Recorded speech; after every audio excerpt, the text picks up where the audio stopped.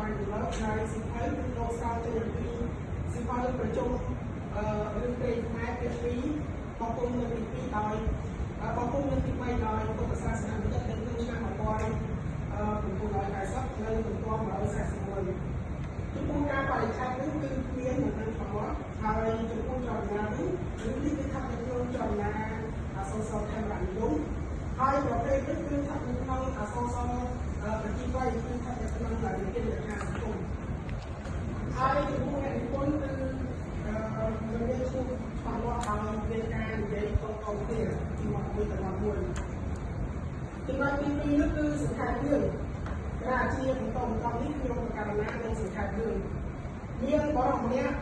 ដែលជាកូនអ្នកក្រកំសត់ទូរទស្សន៍ម្នាក់បរិមនោះតាំងពីចម្រើនវ័យផងហើយគឺមិនចេះរកស៊ីអ្វីសោះមុខជំនាញរបស់គាត់តែម្ខាងគឺខាងដើរទៅបាញ់សត្វហើយអ្នកស្រុកនេះគឺបានដាក់ឈ្មោះឲ្យគាត់ថានេះសង្គមបានរលកពីពួកគាត់នឹងគឺដើរឲ្យរលកតែរាល់ថ្ងៃហើយចំពោះរឿងរបស់គាត់គឺមានអក្រក់មានកំពើសក់កំពើជាបាក់នៅថ្ងៃមួយគាត់បានដើរបានសត្វរលកគឺបានភូមិសថីដោយភូមិសថីនោះគឺសម្បូរទៅដោយដើមឈើច្រើនហើយសម្បូរទៅដោយបាក់សាបាក់សៃច្រើនរួមទាំងជ្រូកហើយសថីនោះគឺមានកូនក្រមុំពីរនាក់ជួបទៅថ្ងៃនោះដែរនេះសង្គមនេះបានទៅបានរលកទៅបានភូមិតែសថីនោះក៏ទាក់ចោលភ្នែកទៅក៏លេចទៅឃើញកូនក្រមុំទាំងពីរនាក់ដែលមានរូបថោងស្រស់ស្អាតនេះសង្គមក៏ឃើញវាក៏ចាក់ចិត្តស្រឡាញ់ផ្លែហើយក៏បានត្រឡប់មកផ្ទះដើម្បីឲ្យម្ដាយរបស់ខ្លួននឹងទៅស្ដីបណ្ដឹងកូនក្រមុំសថីទាំងពីរនាក់នោះឲ្យខ្លួនកាលនោះម្ដាយនេះសង្គមនោះក៏បានតបទៅកូននឹងថាលេកូនឯងមានអាក្រក់ឯងមានអាក្រក់យើងឲ្យក្រទៀតទៅដល់សថីតែទៅគេនឹងអត់បានថាដូច្នេះហើយនេះសង្គមក៏តបទៅតែថាម៉ែបើសិនជាម៉ែទៅស្ដីបណ្ដឹងកូនសថីឲ្យខ្ញុំទេខ្ញុំក៏លែងឃើញមុខម៉ែក៏លែងឃើញមុខខ្ញុំចាប់ពីពេលនេះទៅម្ដាយដល់មានការអាណិតស្រឡាញ់កូនក៏សុខចិត្តស្នេហ៍កាត់ពេកណាស់ទៅដល់កូនសថីដើម្បីឲ្យកូនរបស់ខ្លួនទៅពេលបានម្ដាយទៅស្ដីបណ្ដឹងកូនសថីក្រាស់នោះសថីក៏បានតូតទៅម្ដាយរបស់លេសង្គមនឹងថាលេមានខ្ញុំមិនស្អប់ធ្វើនឹងកូនឯងទេទៅបាត់អីកូនក្រមុំរបស់ខ្ញុំទាំងពីរនាក់គឺពុំទាន់គ្រប់អាយុលើការដល់ហើយយើងតំណែងទុកជាការស្រេចបាច់ទៅចុះមិនចាំបាច់ទៅមកទៀតអីមកប្រកាសពេលវេលាអត់ប្រយោជន៍ទេដល់នោះម្ដាយរបស់នេះសង្គមនោះក៏ត្រឡប់មកផ្ទះវិញហើយក៏បាននិយាយរឿងរ៉ាវទាំងប្រមាណហ្នឹងគឺប្រាប់ទៅដល់កូននេះសង្គមនឹងបណ្ដឹងថាគេមិនដឹងឲ្យដូច្នេះក៏ឈឺចិត្តស្អប់ទូរបស់មានការសម្ដែងកូនសម្ដែងជាថាពេកយ៉ាងណាឲ្យលើកទៅសេរីដល់ម្ដងក៏ឈឺចាប់បាយក៏មិននឹកទៅក៏មិនសេគណៈនោះនៅពេលឡើងនេះសង្គមក៏បានទេនោះទៅនៅពេលដែលនេះសង្គមកំពុងទេនោះដោយមានការនឹកនៅកូនសថីទាំងពីរនាក់ជាកូនពេកក៏បានមកមើលហើយស្អីជាថាឆោមមើលឆោមឆាយតែការធ្វើមិនដឹងនឹងបានមកទីកោឲ្យដូនជាពុកលើខ្នងខ្លាំងបានតែបានមកសង្គមនៅពេលដែលទឹកឡើងនេះសង្គមក៏បានភ្ញាក់ពីដំណេកហើយក៏ក្រោកឡើងលុបអីហើយក៏មិននិយាយជាមួយម៉ែបានសោះហើយក៏លើកស្នាដាក់លើស្មាហើយក្រុមទាំងយកខ្លួនទៅជាមួយតាមទៅក្នុងព្រៃហើយក៏ដើម្បីចាំលើកូនក្រមុំរបស់សេដ្ឋីទាំងពីរនាក់នោះខ្លាយពីបរិសម្នាក់ទៀតដែលជាកូនអ្នកមានទ្រព្យសម្បត្តិស្រុកស្ដំបរិមនោះគ្រាន់តែមកដល់នៅភូមិសេដ្ឋីផ្លែកូនក្រឡេកទៅឃើញកូនក្រមុំទាំងពីររបស់សេដ្ឋីក៏មានចិត្តស្រឡាញ់ក្នុងទីសង្គមដែរគ្រាន់តែឃើញវាក៏ចូលទៅស្ដីដណ្ដឹងសេដ្ឋីមកហើយសេដ្ឋីក៏មិនលើកឲ្យដែរដោយសេដ្ឋីមិនលើកឲ្យព្រោះតែកូនអ្នកមាននោះក៏ ទៅចាំមើលទៅក្នុងព្រៃកូនស្រីទៅរកថ្ងៃដែរជួនទៅថ្ងៃមួយនេះសង្គមហើយនឹងប្រកការសង្គមអ្នកមាននោះទៅលួចមើលកូនស្រីបាក់គ្នាហើយគណៈនោះប្រកការសង្គមអ្នកមាននោះក៏សួរទៅនេះសង្គមថាណែនេះតើនេះមកលួចមើលក្នុងព្រៃនេះលួចមើលណានេះសង្គមថាខ្ញុំមកលួចមើលកូនស្រីនោះដោយសារតែខ្ញុំទៅនឹងកូនស្រីបានគណៈនោះប្រកការសង្គមអ្នកមាននោះក៏តបទៅនេះសង្គមថាណែនេះប៉ុន្តែខ្ញុំរូបរាងស្អាតបានប៉ុណ្ណឹងហើយមានទ្រព្យសម្បត្តិប៉ុណ្ណឹងហើយនៅតែមិនដឹងកូនស្រីមិនបានចុះទៅរកឯងទៅក្នុងឯងថាហើយនេះសង្គមក៏បានតបទៅថាមិនឯងចាំមើលខ្ញុំយកកូនស្រីទៅទីនោះទៅធ្វើជាប្រពន្ធរបស់ខ្ញុំអត់តបានថាហើយក៏តាមទៅផ្ទះទៅជួនជាថ្ងៃមួយ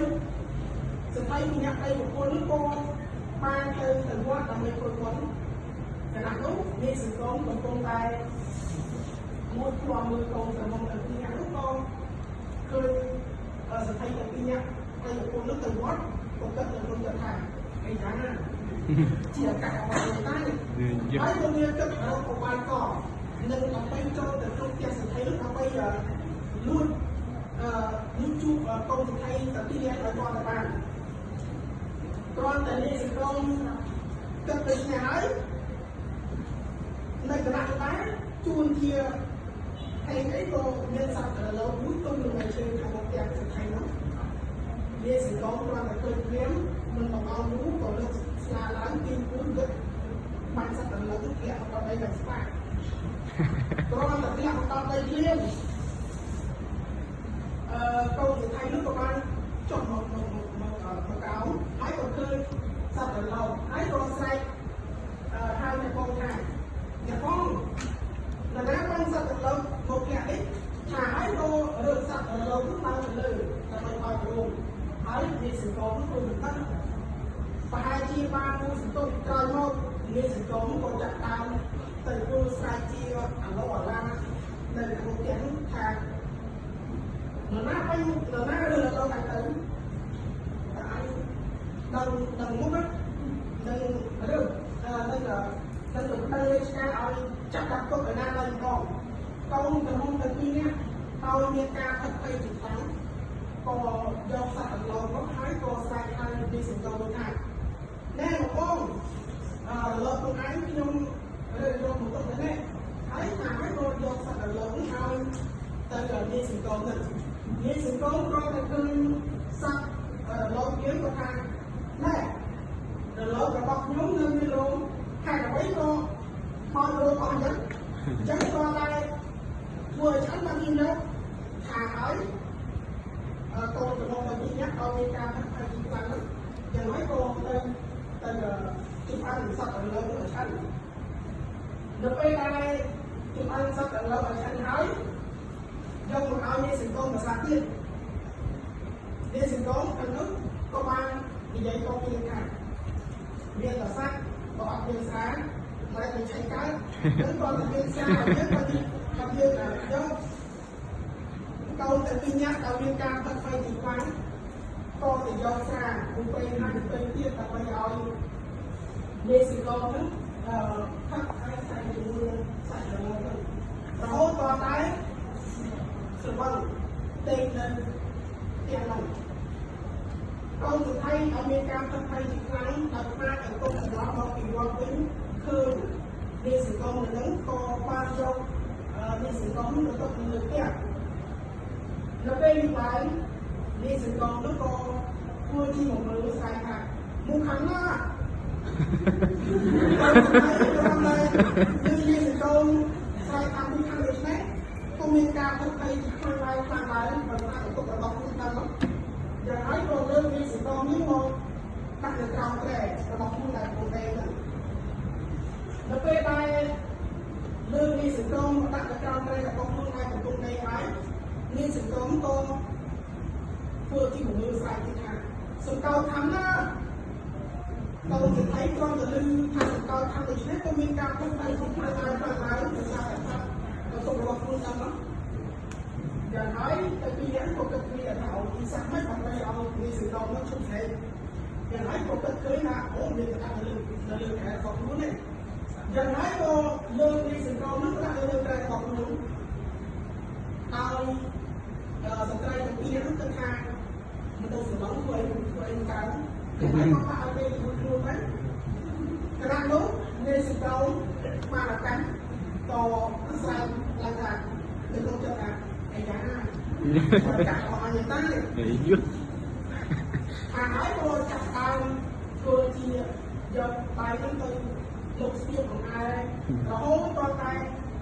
hút thằng này chỉ buồn kia thấy cô ăn tay kia đây là con lên kia trong những cái nước to vào ra thì